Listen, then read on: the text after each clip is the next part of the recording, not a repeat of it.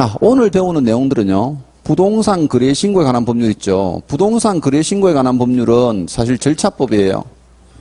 어제 배운 거하고는 완전히 차원이 다른 문제가 나와요. 그러니까 같은 과목인데 패턴이 다르다는 거예요. 그럼 부동산 거래 신고 법률은 문제 패턴이 어떻게 나옵니까 하면요. 우리 등기법 이외에 완벽한 절차법이잖아요. 그럼 등기법하고 이 공법을 섞어 놓은 스타일의 문제가 나와요. 아, 그렇다고 난이도가 이렇게 높다는 건 아니고 스타일이 그렇다는 거지. 그럼 이건 뭡니까 하면요. 아, 하게 이해를 해야 되는구나. 이 공법은 엄밀히 따지면요.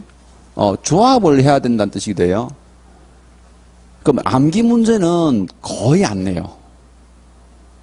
단순한 암기 문제를 내는 게 아니에요. 그런데 보니까 부동산 거래 신고를 30일 안에 하는데 그럼 30일 이거 외워야 되는 거 아닙니까 하는데요. 30일을 바꿔서 낸 적이 거의 없어요. 그러면 어떻게 됩니까? 계약을 체결한 날을 잔금 지급을 이래 바꾼단 말이에요. 그럼 언제부터 신고하는 줄 아느냐 하고 이해하는 거예요. 무슨 말 알죠? 또 신고하는 항목을 수험생이 외운단 말이에요. 이제 부동산 거래 신고할 때는 뭐 인가, 계대, 중조 해가지고 막 인적사항하고 막 항목을 막 외워요. 그럼 시험 내는 사람이 냈어. 자, 부동산 거래 신고를 하지 않는 항목 고르세요 하고 냈단 말이에요. 그러면 암기 문제인 줄 알고 턱 들여다보고 이제 보니까 어라? 신고 항목이 5개가 다 있네? 그럼 전부 다인데 답이 없네요? 그게 보니까 거래 당사자가 신고할 때 항목이 아닌 것을 늘어냈단 말이에요. 그 정답은 개공이에요. 그게 이해를 요하는 거죠. 신고 의무자가 누구냐에 따라서 항목이 달라진다는 걸 알고 있느냐 하고 물어보는 거예요. 그래서 항목을 내도요. 단순한 문제를 안 내요. 그럼 결국은 내가 절차를 얼마나 잘 이해하고 있는지를 꼭 알아야 돼. 왜? 작년에도 이게 7문제나 냈는데 그중에서 6문제가요. 절차에 관한 문제를 냈단 말이야. 이건 단독 신고해야 될까요? 공동 신고해야 될까요? 이런 걸 엄청 많이 물어봐요. 근데 어떤 사람들은 막 공부할 때 이거를 3억짜리, 6억짜리 막 이거 외우잖아요. 그 백날 외워가지고 그러니까 그렇게 문제를 안 낸다고. 출제위원이. 그런 식으로 공부해가지고는 이쪽을 7개를 맞출 수가 없다는 거예요. 근데 이 조합은 또 뭐냐면요. 절차법은 이게 전체적인 바란스가 맞춰져야지 신고와 실제 결과가 나오는 거거든요. 그런 것들을 이제 얼마나 또 잘 조합을 시켜서 문제를 내느냐 하는 스타일이에요. 그래서 이제 이쪽은 그렇게 공부하셔야 돼요. 그럼 부동산 거래 신고는 전체 신고나 또는 허가 절차가 4가지가 이제 크게는 부동산 거래 신고, 주택임대차 계약 신고, 외국인 부동산 취득 절차, 토지 거래 허가제인데 요렇게 해서 7문제 출제예요. 7문제면 법 하나 7문제면 상당하죠. 의뢰 보세요. 공법에서도 법이 6가지지만 7문제 이상 나오는 게 많지 않죠? 제가 볼 때는 출제 빈도는 꽤 높습니다. 그 다음에 이제 중개 실무가 있는데, 중개 실무는 여기도 마찬가지예요. 6문제나 7문제가 출제되는데, 이거는 법 1개당 1문제야. 법무기지권 장사법, 주택임대차보호법, 상가임대차보호법, 부동산 실명법, 민사집행법, 대법원 규칙 이렇죠. 법 하나에 1문제예요. 그럼 중개 실무는 어떻게 해요? 범위가? 너무 많죠. 그래서 제가 어제 했던 것들을 열심히 해야 된다는 거예요, 어제. 예. 그럼 두 번째로 이제 열심히 하는 게 뭐예요? 이놈이죠. 그래서 중개실무는요, 공사법하고 부동산 거래 신고 법률을 다 하고 난 뒤에 하는 거예요. 다 하고 난 뒤에. 그럼 오늘 수업하는 내용은 이제 출제 빈도가 얼마 됩니까? 하면요. 작년에 이제 이게 16문제 나왔단 말이에요. 근데 이게 4문제가 추가가 돼요. 이게 뭡니까 하면요. 1차 공부하는 사람. 작년에 민법 문제랑 민사특별법 문제 있죠. 합쳐서 여기에다가 5개를 냈는데 그 중에 4문제가 민사특별법이나 민법에 나오는 문제였어요. 이게. 그래서 이제 1, 2차를 동차를 하는 분들은 오늘 20문제 분량이고 2차만 하는 분들은 이제 보통 16문제 분량이 나온다 생각하시면 돼요. 그 정도 이제 생각하시죠. 자, 교재 보겠습니다. 이제 1페이지. 두 번째 테마는 이제 부동산 거래 신고에 관한 법령이에요. 첫 번째 1장이 부동산 거래 신고인데 자, 부동산 거래 신고는 왜 만들어졌느냐 하는 거예요. 일단 절차에 대해서 이해하려면 이제 목적을 알아야 되는데, 뭐 간단합니다. 양도소득세 탈세 방지예요. 그럼 양도소득세 탈세 방지니까 신고는 탈세나 투기를 많이 하는 부동산에 대해서 양도소득세 부과 대상을 신고하라 하겠네, 그죠? 이렇게 느끼셔야 돼요. 그럼 우리나라 사람들이 보세요. 투기나 탈세를 많이 하는 부동산이 뭐예요? 아파트, 예, 그럼 뭐. 근데 요즘 아파트 가지고 돈 못 벌어. 그럼 뭐 해야 돼? 땅, 그렇지. 그 토지 건축물이에요. 이걸 외우는 게 아니고, 막연하게 외우는 게 아니고, 이제 대상을 보면요. 그러니까 이런 거예요.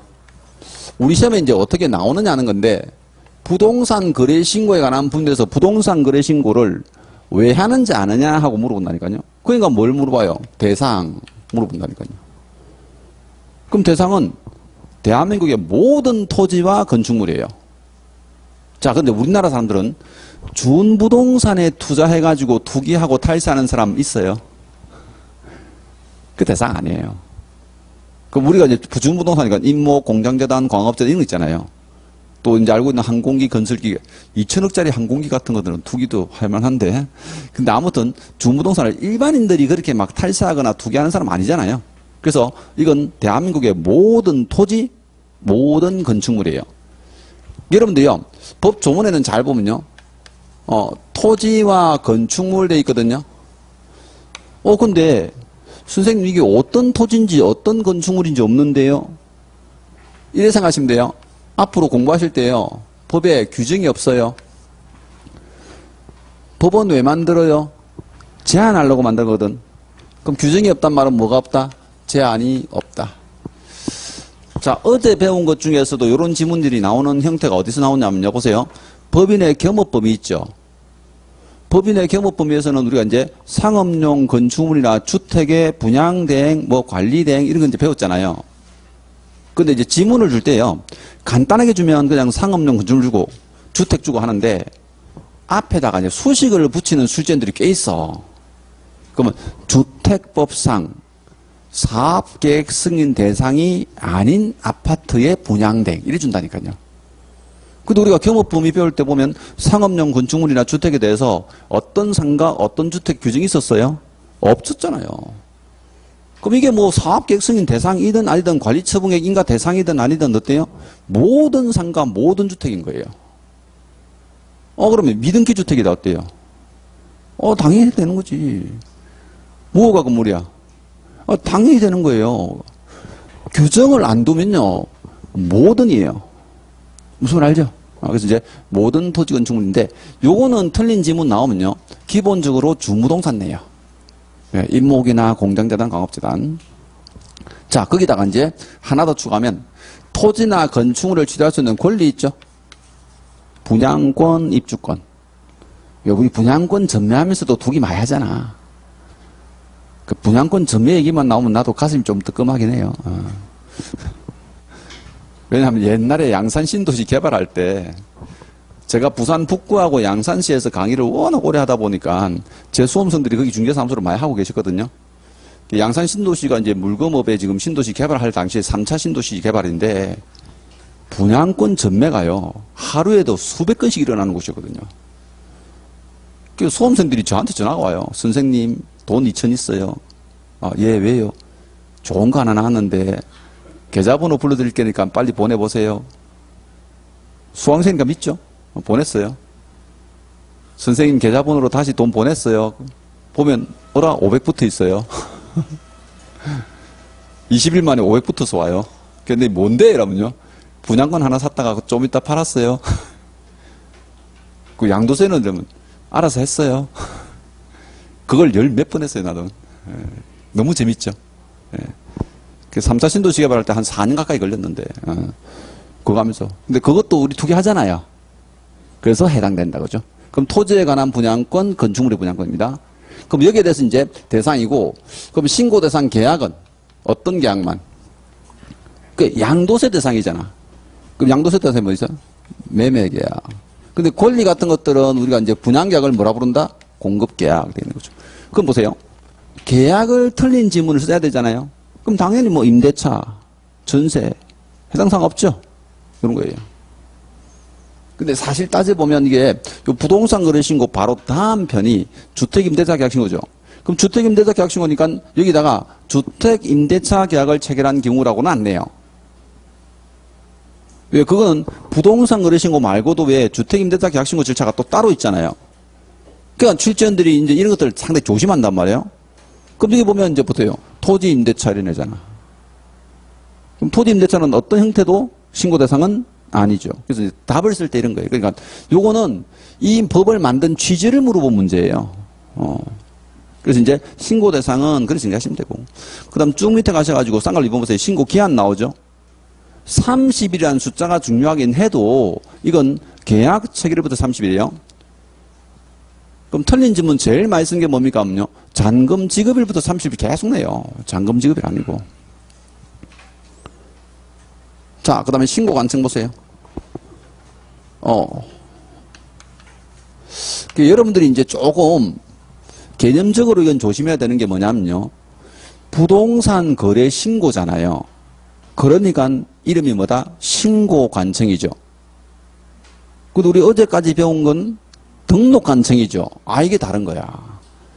그래서 신고 관청을 등록 관청이라고 출제를 몇 번이나 출제했어요.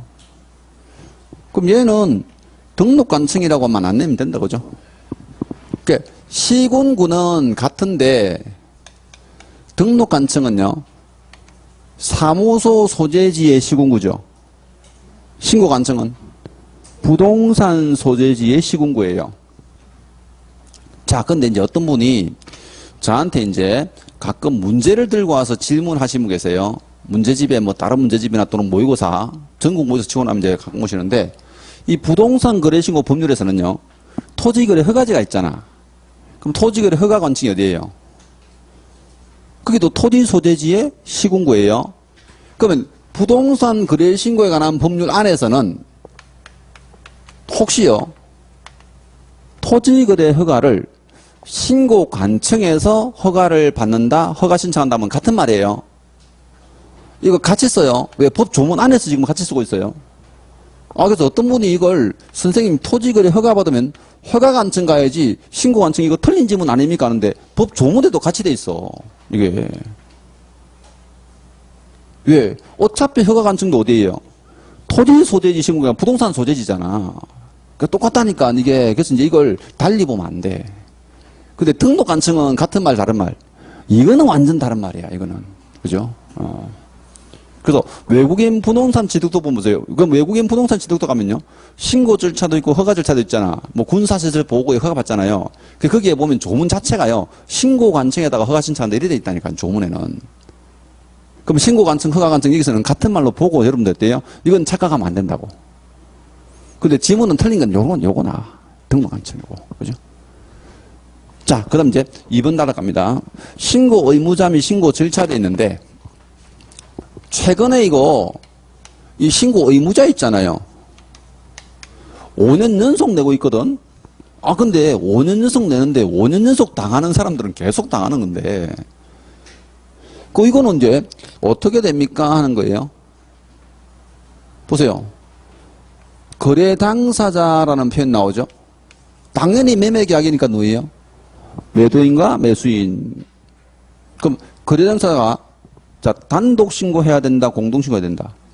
그렇지, 공동 신고 해야 한다죠. 해야 한다. 근데 이건 단독 신고 해야 한다. 지금 3년 내도록 내고 있다고 지금. 근데 어떤 분이 이래요. 선생님, 단독 신고 할 수 있잖아요. 그래, 할 수 있지. 원칙은 뭔데? 공동신고 해야 되는 거거든. 근데 단독신고 해야 한다 나오면 그건 틀린 거거든. 근데 단독신고 해야 한다가 맞는 지문 있어. 누구? 그렇지. 공동신고 해야 된다가 틀린 지문은 누구다? 국가 등이 나오잖아 또. 이게 이제 그게 요즘 지금 완전 대세야. 출제가. 그러면 일방이 어때요? 국가 등이면 무조건 이건 뭐예요? 단독 신고 할 수 있다도 아니고 해야 한다야. 해야 한다 얘는. 그럼 요 지문은 대부분 공동신고해야 한다라고 3번 냈어요. 이거 지금 의무자 가지고 너무 지금 계속 뺏겨 먹고 있다니까, 이거. 왜 수험생들이 이게 조문을 어때요? 끝까지 보고 이렇게 딱 지문을 맞다 틀리다 판단하는 게 아니고 대충 보고 판단하니까 그런 거야, 이게. 근데 일방이 신고 거부하면 단독 신고할 수 있죠? 그건 예외조항이거든. 다만 예외조항은 거의 시험에 안 냈어요.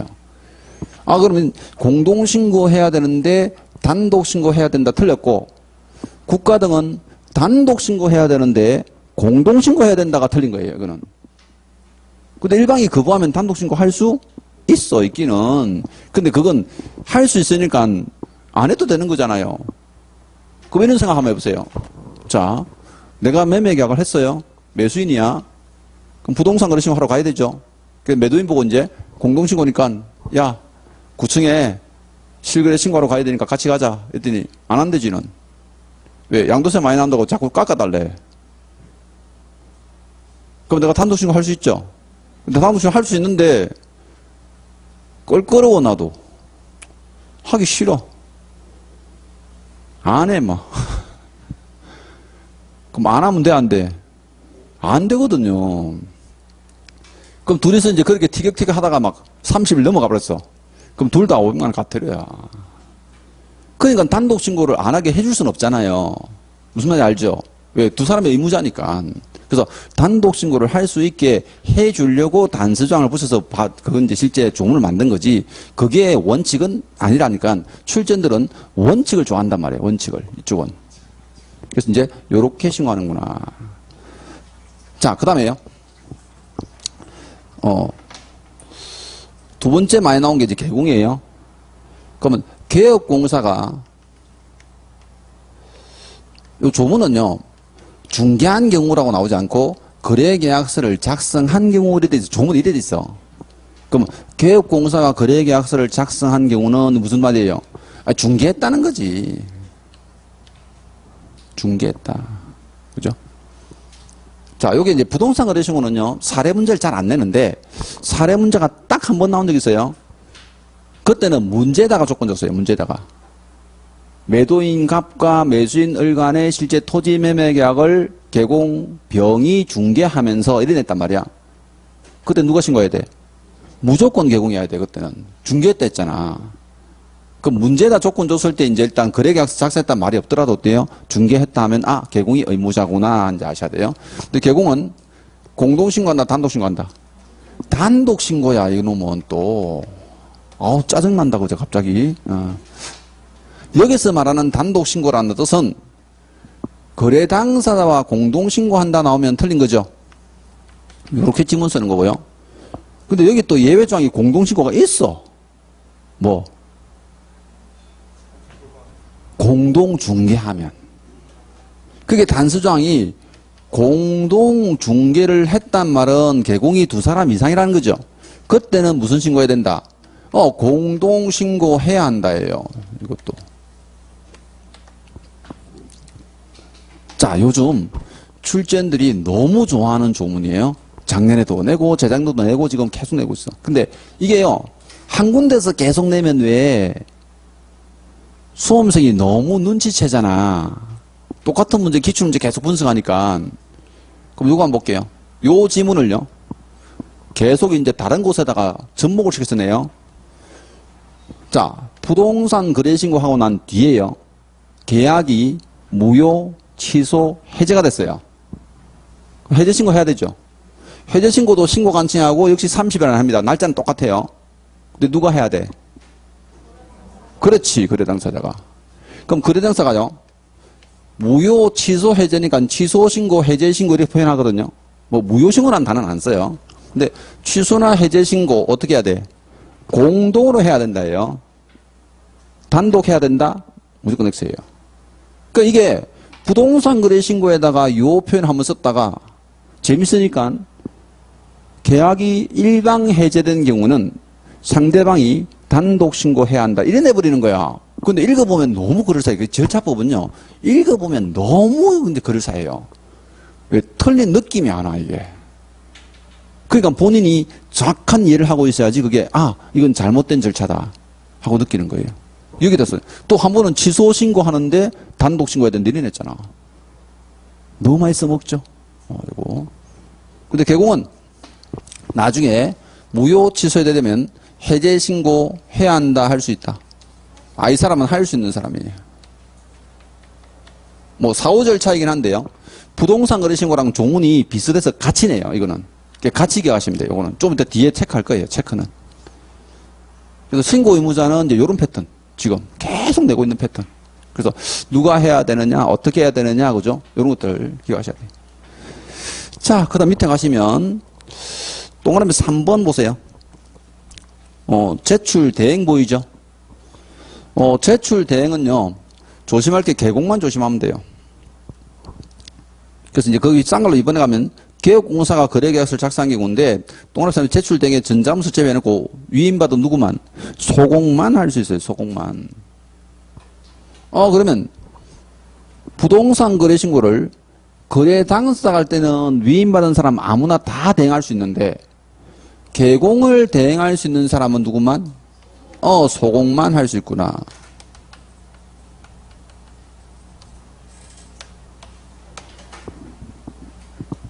근데 이제 이게 이해가 안 되죠.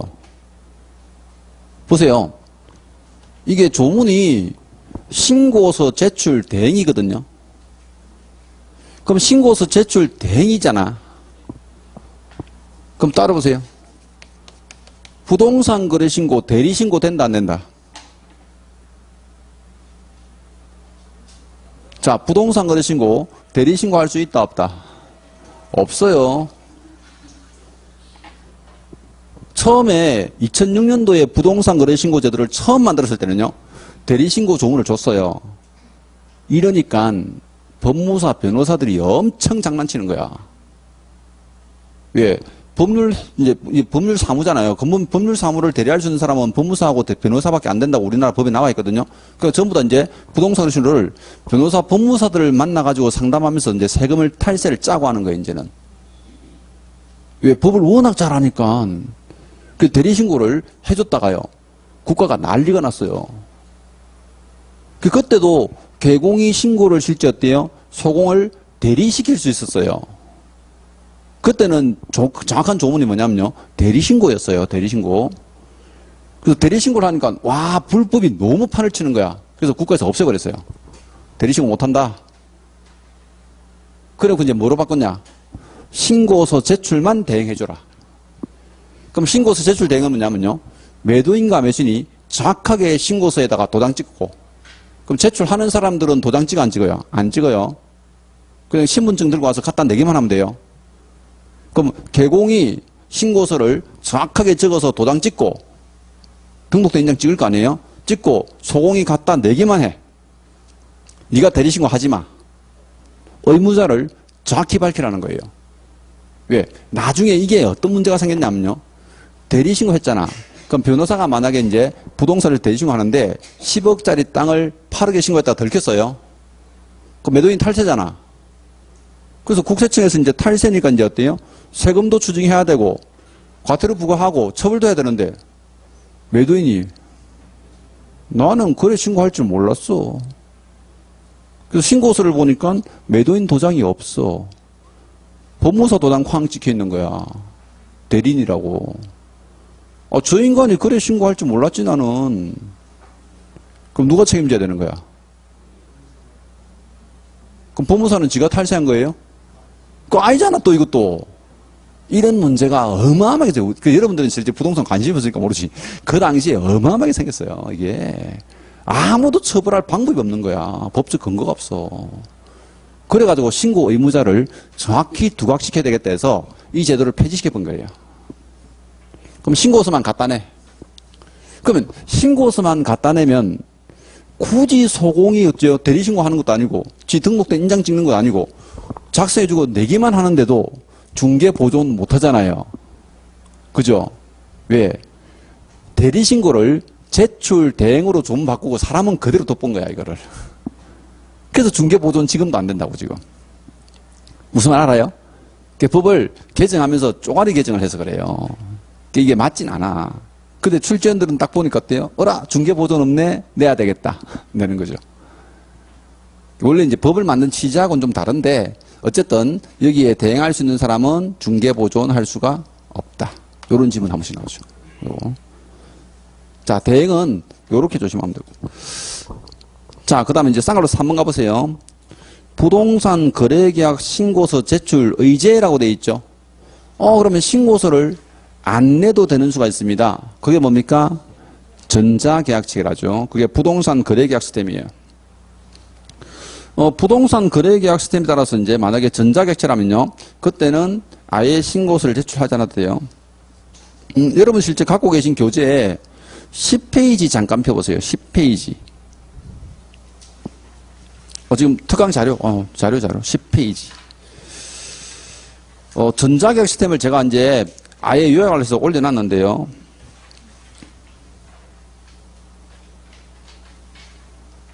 거기 제일 위에 이제 왼쪽 편 제일 위에 의의가 있고 그 2번 제목 있죠. 부동산 거래 전자계약의 체결에 특징돼 있는데 거기 편리성의 박스 지금 5가지 항목 있잖아요. 요거 우리 시험에 지금 매년 하나씩 나오거든요. 그래서 제가 이건 모아놓은 거예요 지금. 그럼 한번 보세요. 자, 개업공사의 신분 및 계약 결과 확인인데 거래계약서 교부 의무 면제에 써놨죠. 괄호 안에 중요해요. 우리 전자객체라면 거래계약서 안 나눠줘도 돼요. 두 번째 보세요. 거래계약서 확인설명서 보관 불필요 써놨죠. 우리 어제 이거 했잖아요. 거래계약서나 확인설명서는 당연히 이제 거래계약서 5년, 확인서 3년 사무소 보관해야 되는데 전자객체라면 보관하지 않아도 된다. 이건 단독 문제 나왔어요. 한번. 3번. 부동산 거래계약 신고서, 해제신고서 제출 의제돼 있죠. 그럼 신고서 안 내도 되고요. 해제신고서 안 내도 돼요. 자, 4번 보세요. 주택임대차도 마찬가지입니다. 그럼 주택임대차 계약신고서, 변경신고서, 해제신고서 전부 제출 의제예요. 안 내도 돼요. 자, 마지막 5번째도 이게 답으로 지문 한번 나온 건데 전자계약인증서.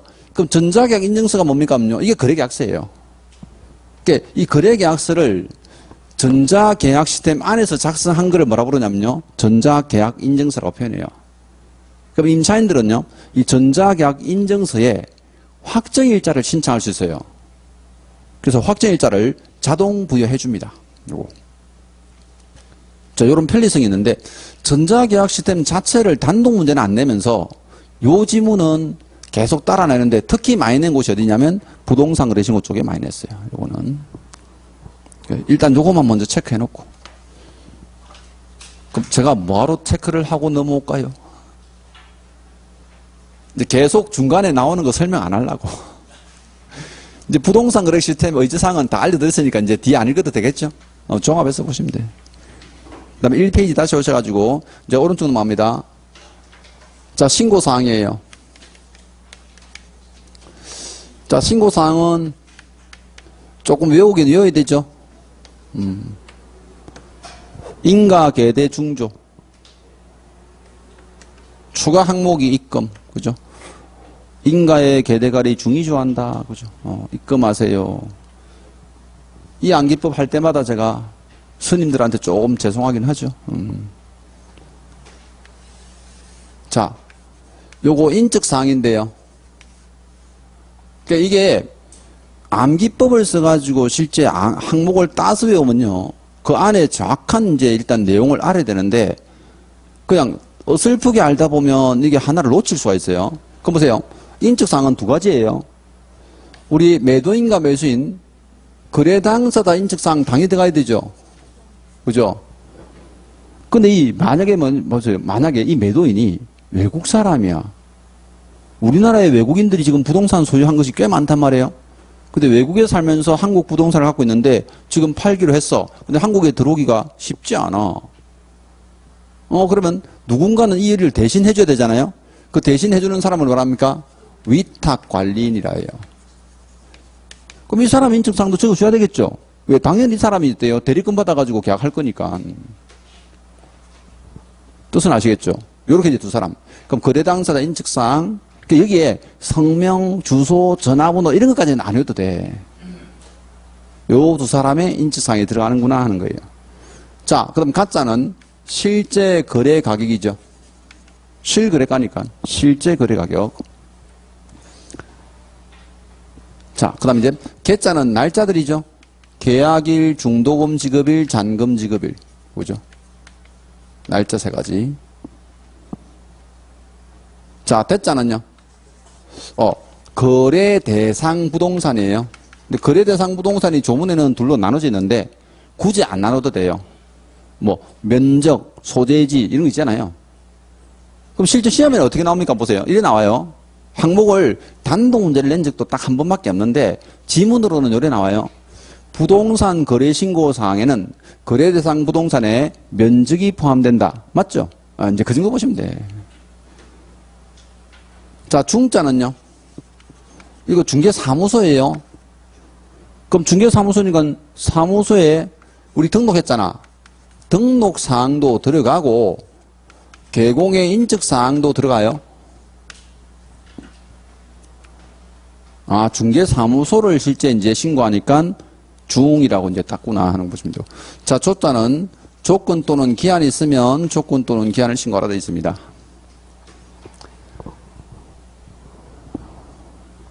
자, 신고사항을 가지고 정답을 3번을 만든 케이스인데, 이 문제 나오면요. 그냥 거저먹는 거예요. 왜? 처음에는 힘들었어. 왜? 처음에 문제 낼 때는 냈단 말이에요. 거래 당사자가 부동산 거래 신고하는 경우에 신고사항이 아닌 것으로 세워냈단 말이에요.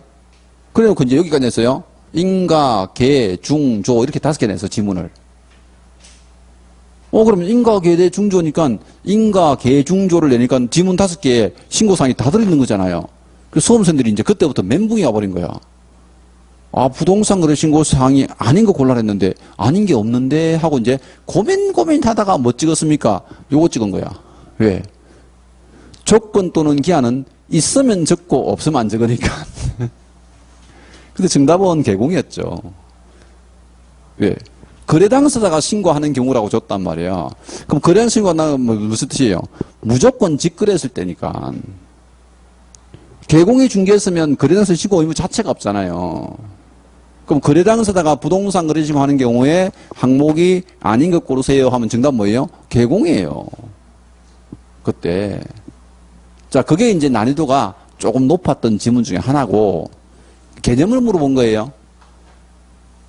자, 이제 그 뒤에 2번. 이제 최근에 이제 우리 5년 동안 나온 거 볼게요. 그럼 최근에 5년 동안에 이제 신고사항을 2번 냈는데, 정답이 똑같은 놈 지문이 나왔어. 물론, 표현은 조금 달리 했지만, 그러세요. 부동산 거래 신고사항에는 국토의 계획 및 이용하는 법률에 따른 토지 이용 계획이 포함된다. 자, 제가요, 공부를 한 적이 없는 사람이라도 나는 그 답을 고르겠어요. 보세요. 부동산 거래 신고, 실거래가 신고를 하는데 토지가 개발 계획이 섰는지 안 섰는지를 우리 확인하고 그걸 신고할까요? 생각해 보세요. 이게 양도소득세 탈세 방지고 실거래가 신고잖아. 근데 토지 이용 계획 같은 것들을 신고한다는 게 앞뒤 말이 맞는 것 같아요? 말이 안 맞는 말을 쓴 거예요. 실제로 따지고. 가만히 이해를 해보면요. 이걸 왜 신고해? 이렇게 나와야 돼. 그죠?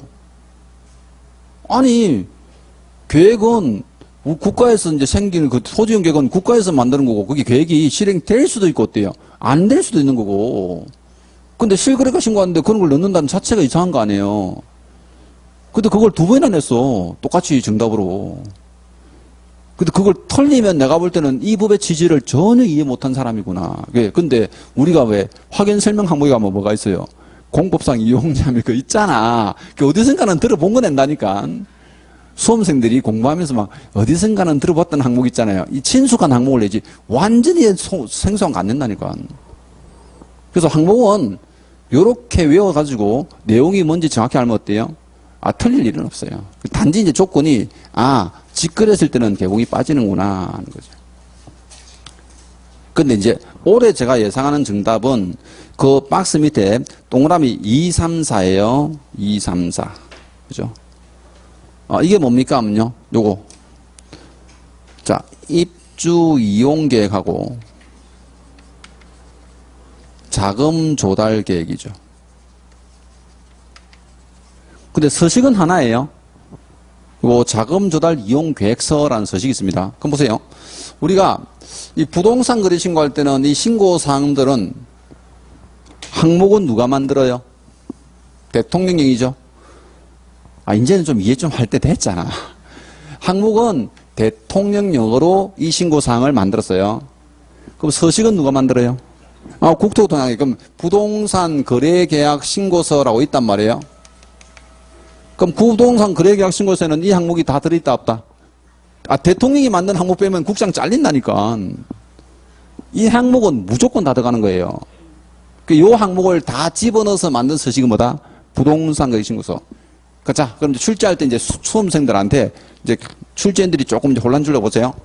부동산 거래계약 신고서에는 위탁관리인의 인적사항을 기재하는 칸이 있다. 오잖아. 신고사항에 있는 거는 다 했댔잖아. 그러니까 어떤 수험생들 뭘 하냐면요. 신고서를 본 적이 없네. 어우씨. 공부를 안 했더니. 그건 이해를 못한 거야, 네가 지금. 신고서를 공부를 안 한 게 아니고. 요렇게도 낸단 말이야. 지금 무슨 말인지 알죠? 이제 신고서. 그럼 요것도 보세요. 이건 주택이면 주택 자금 조달 입주 계획서. 토지면 토지 취득 자금 조달 계획 이용 계획서 이렇게 돼 있어요. 서식은 하나인데 그냥 항목이 두 개인 거예요. 그럼 여기 이제 그러면 자금 조달 이용 계획서나 또는 자금 조달 입주 계획서를 우리나라 사람들이 아파트 투기 엄청 하잖아요. 그럼 아파트만 규제하려고 하다 보니까 뭐가 나왔다? 주택이라 나온 거예요. 주택. 사실은 엄밀히 따지면요. 아파트 투기를 막으려고 만든 게 주택이라 돼 있고요. 그럼 주택에 대해서 인기 없으니까 뭐 투기예요? 토지 이렇게 된 거죠. 토지. 그럼 대상부터 조심할 게 보세요. 이제 출제인들이 옆구리 확 찌르죠. 자, 10억짜리 상가 건물을 실제 매매를 중개합니다. 자금 조달 계획서 내 안 내? 안 내. 그럼 100억짜리 안 내. 우리 연예인들 중에서 돈 좀 많은 사람들이 상가 건물 꽤 갖고 있죠. 우리 농구 선수 서모 씨 뭐 몇천억짜리 갖고 있다 하는데 그죠. 그 얼마나 피곤하겠어요, 그죠? 저는 개인적으로 저한테 상가 건물 한 100억짜리 준다. 아우 귀찮을 것 같은데 피곤할 것 같아. 필요 없어요. 제가요 옛날에 중개사무소 할 때 돈 많은 영감탱이를 진짜 많이 봤거든요. 제대로 사는 영감탱이가 없어요. 100억이 넘게 땅을 갖고 있는 알부자 있었어요. 우리 사무소 와가지고 내 울어요. 믹스커피 한 잔 달라고. 그러면서 뭐라는 줄 아세요? 그때는 종토세, 그때 지금 종부세인데 그때는 종토세가 있었거든요. 종토세 낼 돈이 없다고 난리요. 그래서 내가 뭐라냐면 20억짜리 하나 팔어. 야, 이 영감탱이야. 그 왜 갖고 있냐고, 그거를. 왜 와서 우냐고. 그거 얼마나 있다 죽었어요? 그렇게 고민하셨더니 얼마나 있다 죽었다니까. 80도 안 돼가지고. 그때 40대에 내가 보니까 영감탱이 맞더라고, 70대가. 근데 내가 그 나이 때면 또 영감탱이라면 또 기분 나쁠지 모르겠는데. 그게요. 아무짝에도 필요 없어요, 그거. 그거 뭐 하려고. 그죠? 저는 개인적으로 제 용돈 딱 한 달에 50만 원만 있으면 뭐 평생 살겠던데. 왜 기분 좋게 노래 불러가면서 그죠. 필요 없어요. 근데 상가 건물 어때요? 신고 안 합니다. 왜? 우리나라에 투기하는 사람들이 제일 많이 갖고 있는 게 뭐다? 따져보면 얘기야. 근데 법을 만든 사람들이 제일 많이 갖고 있는 게 뭐다? 따져보면 얘야. 그래서 안 집어넣어요. 우리 서민들이 제일 많이 갖고 있는 게 뭐다? 얘다. 요것들 잡아먹어야 되겠다. 그죠? 그냥 외우러 가는 거야. 농담 삼아서. 그럼 이제 아파트 투기를 워낙 많이 하니까 이제 주택 잡으려 한 거예요. 그럼 주택은 사람이 사는 곳이죠. 그래서 사람으로 나눈다. 우리 민법에서는 사람을 뭘로 나눠요? 그렇지. 자연인이냐, 법인이냐, 그렇지. 근데 요거 시험에서는 뭐라 나온다? 법인 외 이렇게 나오잖아요. 그럼 토지는 사람이 사는 곳이 아니죠. 토지 안에 들어가려면 죽어서 들어가야 되죠. 토지는 사람이 사는 곳이니까 사람을 나눈 게 아니고 뭐로 나눈다? 지역으로 나눈다. 우리나라 땅덩이 좁아도 어때요? 지역으로 나눈다. 어떻게 나눈다? 수도권 등 또 이외를 주는 거잖아요. 그죠? 그럼 수도권 등에는 우리 서울 경기지역만이 아니고 어때요? 광역시 또 세종시 포함 이렇게 되는 거죠. 여기도 투기를 많이 하니까 땅 투기 많이 하니까. 그 먼저 큰 그림을 그려야 돼요. 이 절차법은요. 큰 그림을 그려가지고 거기서부터 어때요? 세부적으로 쭉 이해를 하고 들어가야지 나중에 지문 나올 때 빨리 찾아내요. 왜? 여기서부터 틀렸는데 여기 가서 6억인지 1억인지 이거 따지고 있으면 말이 안 되거든. 이게 무슨 뜻인지 알죠? 그래서 이렇게 이제 나눈 거예요. 그럼 여기서 이제 간단해요. 이제는 법인은 얼마짜리 주택? 금액 불문인데 여기다가 심심하면 뭐 3억 이상 이런 내네. 금액 불문이에요. 금액 불문. 그죠? 그럼 만약에 지문에서 모든 주택에 대하여 나오면 어때요? O예요.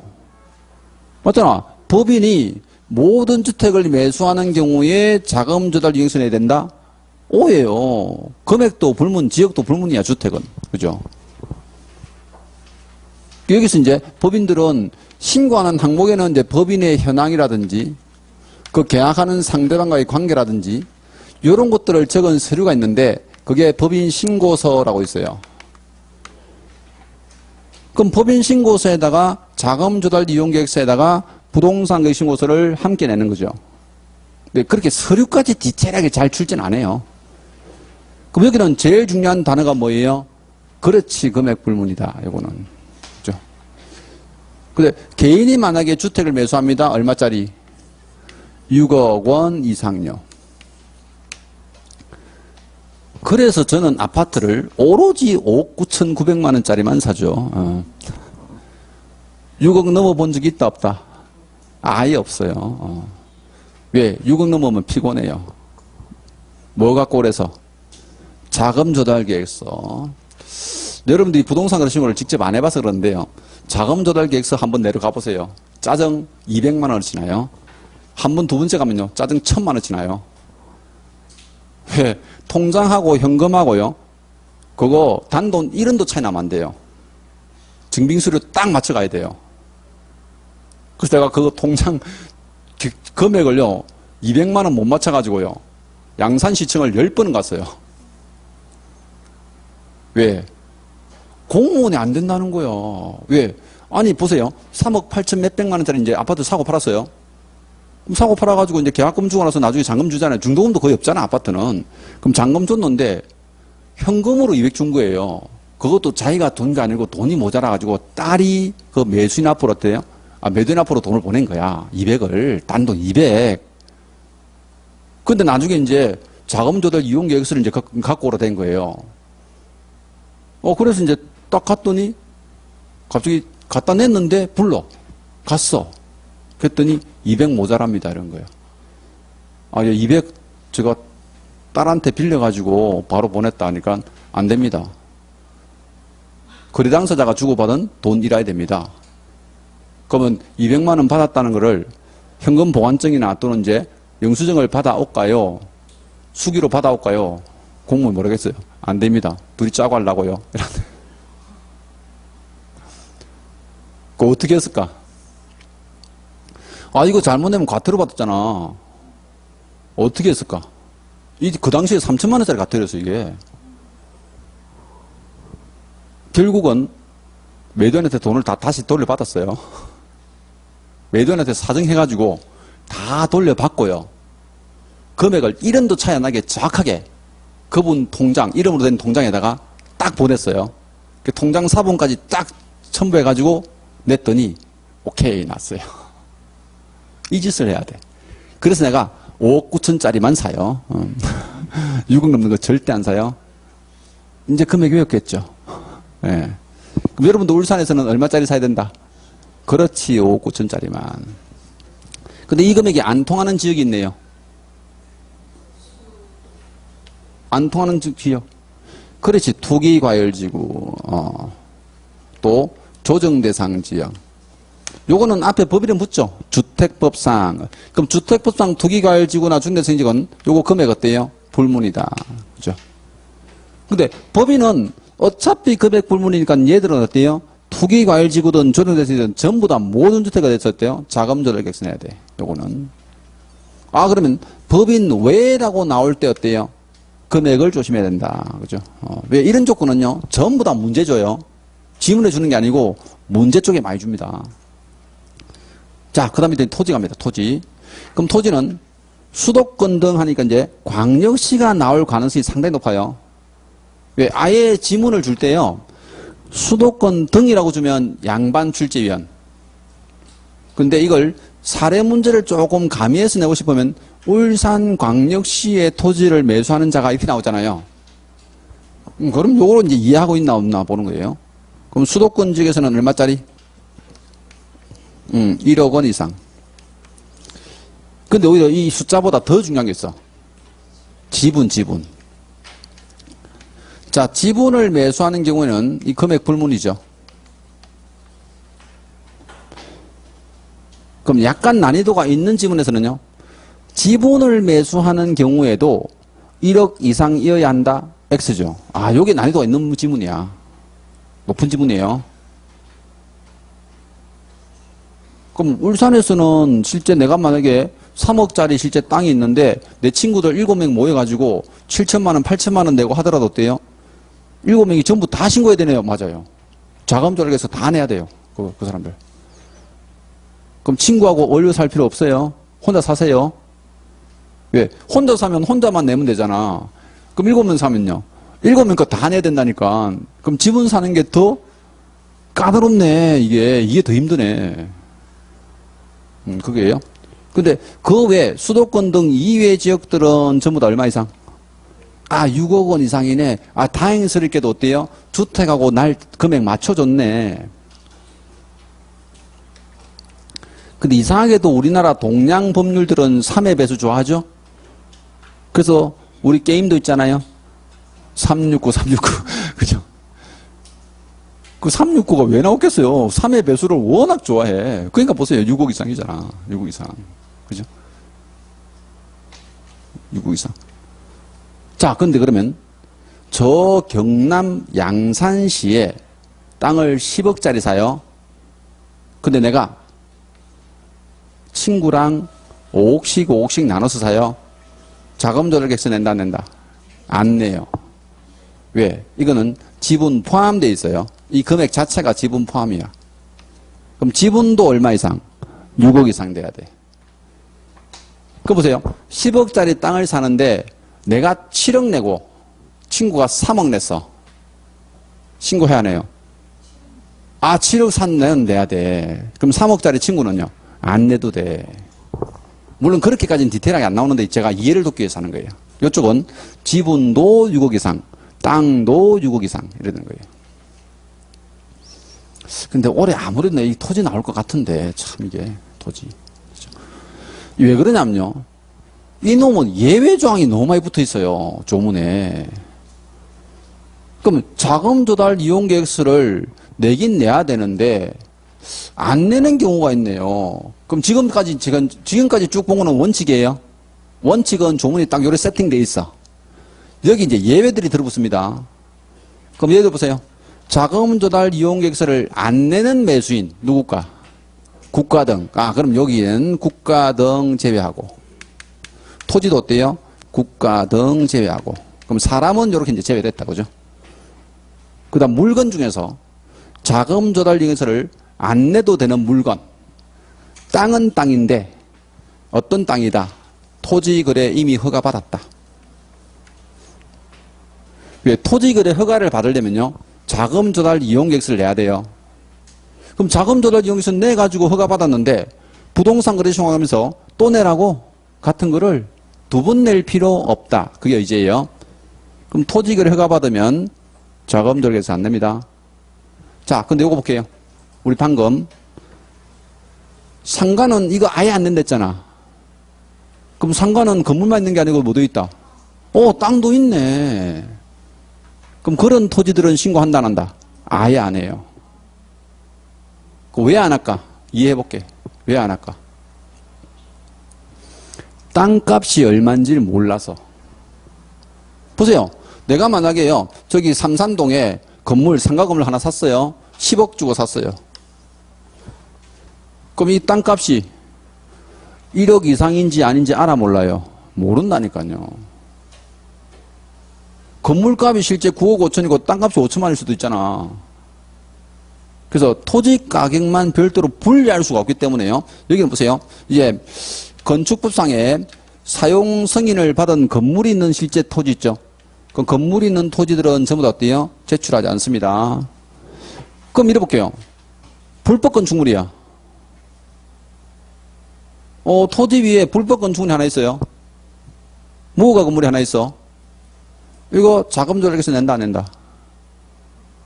내야지. 여러분들이 투기를 안 해봐서 그래. 자, 봐봐요. 토지에서 건물 있는 토지는 실제 신고 안 합니다 하니까 땅을 지금 20억짜리 사야 되거든, 내가. 돈은 많아. 한 100억 있다니까. 근데 20억짜리 살려니까 20억을 밝히래, 맞죠? 그 밝히라니까, 이게 싫잖아. 우리나라 사람들 이거 자기 자금 까발리는 거 싫다니까. 근데 어떤 사람이 건물 있으면 요거 신고 안 해도 된다 하더라. 그러니까 그럼 대충 건물 하나 지으라. 불법 건축물. 건물 지었어. 그럼 신고 안 해도 된다면 20억 주고 그냥 살 거 아니에요. 그럼 부동산 거래 신고만 하고 어때요? 자금 들여서 안 내고. 그럼 땅 투기하는 것들은 전부 다 땅 사기 전에 뭐부터 한다? 건물부터 다 지어버리잖아. 불법 건축물 다 지어버리잖아. 투기하는 사람은요, AI도 머리가 못 따라가요. 전 세계 AI가 머리 아무리 좋아도요, 우리나라 땅 투기하는 머리는 절대 못 따라가요. 그래서 법도 항상 보면 이게 사후약방문이야. 그 머리 좋은 투기꾼들이 다 했던 것들을 뒤쫓아가고 있어요, 지금도. 무슨 말 알죠? 그래서 여기서 말하는 건물은 무슨 건물이다? 합법적인 사용 승인 받은 건물이라 돼. 사용 승인 받은 건물. 요거는요, 제가 여러분한테 그렇게 디테일하게 나옵니까? 그렇게 나온다가 아니고 이걸 기억하라고 제가 얘기하는 거야. 건물 있는 토지는 자금 조달해서 낸다 안 낸다? 안 낸다. 그걸 조심하라고요. 자, 요게 이제 요거 부동산에 대한 실제 예외조항. 자, 하나 이제 마지막 가격에 대한 예외조항. 그럼 가격에 대한 예외조항은 뭡니까요? 요거예요. 수도권은 1억 이상이고 이외지역은 6억 이상이야. 내가 땅 투기하는 사람인데요. 5천만 원짜리 땅만 찾으러 다녀요. 울산에서. 그럴 수 있죠. 그래서 내가 2개 이상의 토지를 한꺼번에 계약을 해요. 5천만 원짜리 땅 40개 찾았어, 내가. 그 자금 조달해서 낸다 안 낸다? 내라고. 네가 그렇게 투기하는 거 다 안다고. 윗대는 어떻게 하라고요? 가격을 합산한다. 그럼 요랬더니 이제는 또 내가 잔물이 굴리죠. AI처럼 다 굴려봤어. 그래? 뭐 하나씩 사지 뭐. 그죠? 5천만 원짜리 땅 한 달에 한 개씩 사.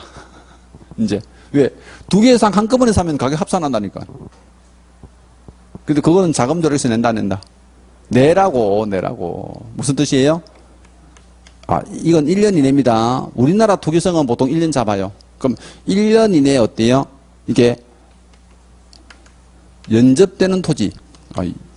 이 연접되는 토지를 한글로 하면 맞닿은 토지라 불러요. 근데 원래 조문에는 맞닿은 토지라 되어 있는데 이게 예전에 개정되기 전에는 연접되는 토지라 불렸어요. 그럼 맞닿은 토지에 대해서 계약을 할 때도 어때요? 가격을 뭐예요? 합산하라. 그럼 앞에 토지하고 합산해서 어때요? 이 금액이 넘어가면 전부 다 신고하라는 거예요. 이거는.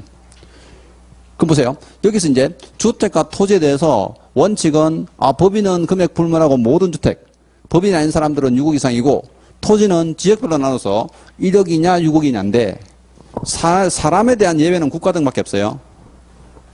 신고 안 하는 사람, 국가 등. 지역에 대한 예외는 여기밖에 없죠. 부동산에 관한 예외는 주택은 예외가 없어요. 토지에 대해서는 신고서 안 내는 사람. 또 금액에 대한 예외조항. 그죠? 이렇게. 그래서 이쪽이 많이 붙어 있으니까 이쪽을 낼 가능성이 상당히 높다 보는 거예요. 자, 이제 마지막 절차를 볼게요. 자금 조달 이용 계획서는 부동산 거래 신고서 낼 때 첨부해서 함께 내는 거거든요. 그럼 요거 작성하는 사람들은 매도인과 매수인이 공동으로 합니까? 단독으로 합니까? 아, 이거 매도인 나오면 X고요. 공동 나오면 무조건 X야. 지금 이거 두 번 냈어. 매수인이 지가 자금 있잖아. 그럼 매수인이 어때요?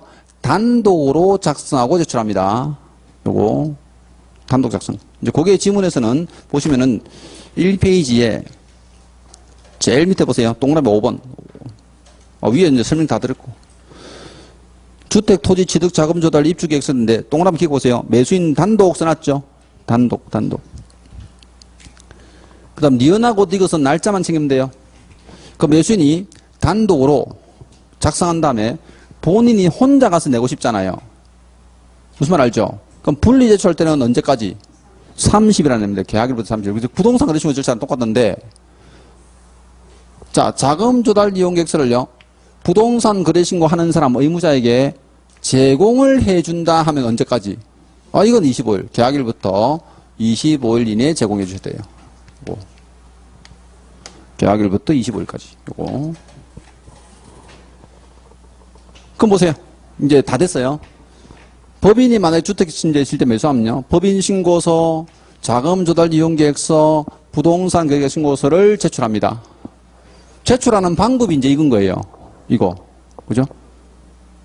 그럼 법인이 만약에 이제 직거래했다 하면 어때요? 공동신고해야 돼. 근데 국가등이면 이거 다 빼죠? 맞잖아요. 국가등이 매수인이면 이거 다 빼고 그냥 신고서만 내면 되고. 근데 만약 개공이 어때요? 중개했어. 그럼 개공이 중개했다면 개공이 신고서를 내야 되잖아요. 그럼 그때는 거래 당사자한테 뭐예요? 자금 조달 이용서를 받아서 내는 거예요. 함께. 그죠?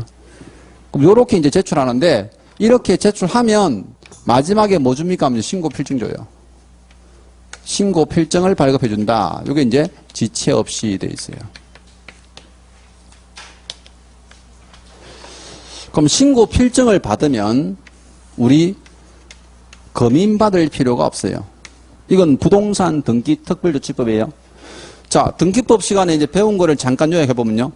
우리 부동산에 대해서 소유권 이전 등기하러 가잖아요. 우리 매매니까 전부 다 무슨 등기다? 소유권 이전 등기예요. 그럼 소유권 이전 등기하러 갈 때 서류 어떻게 들고 가요? 등기 신청서는 작성하는 거죠. 또